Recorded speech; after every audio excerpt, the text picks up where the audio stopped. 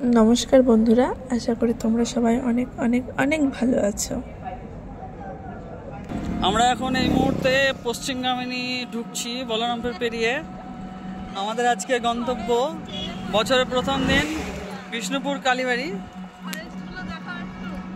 আশেপাশে খুব সুন্দর সবুজের সমারোহ দেখতে পাচ্ছি আমরা। মাঝে মধ্যে সবুজের নিধনের ফলে গড়ে উঠেছে আধুনিক সভ্যতার কিছু নিদর্শন।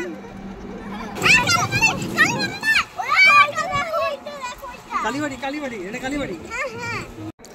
প্রত্যেকবারের মতো এবারও চলে এসেছি, তবে এবার একটু অন্যরকম ভাবে, কারণ আমার বিয়ে হয়ে গেছে। বিয়ের আগে তো ভাই বোন মা বাবার সাথে এসেছি, এবার শ্বশুর বাড়ির সবার সাথে এসেছি।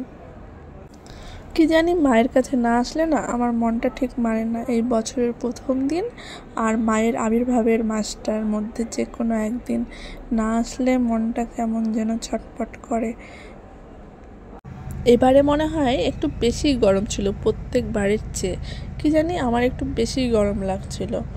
আর যদিও মায়ের কাছে আসলে সমস্ত গরম ভুলে যাওয়া যায়, তার জন্য নয়, তবে মায়ের কাছে এসে অনেক শান্তি। কখনো যদি মায়ের কাছে আসতে একটু দেরি হয়ে যায় তখন যেন মনটা কেমন করে, কবে যাব। আর মাও যেন কেমন একটা আকর্ষণ করে মায়ের কাছে যাওয়ার জন্য, মানে আসার জন্য। তবে তোমাদের বলে বোঝাতে পারবো না এখানে আসলে যে কি শান্তি হয় মনে, প্রচণ্ড শান্তি হয়। তারপরে এই গরমের দিন বৈশাখ মাসে এই দেখো সবাইকে শরবত দিচ্ছিল সেই সময়, আর আমার বর সবাইকে একে একে যে শরবত দিচ্ছে। বৈশাখ মাসে নাকি জল পান করানো অনেক পুণ্যের কাজ, তাই হয়তো এই আয়োজন।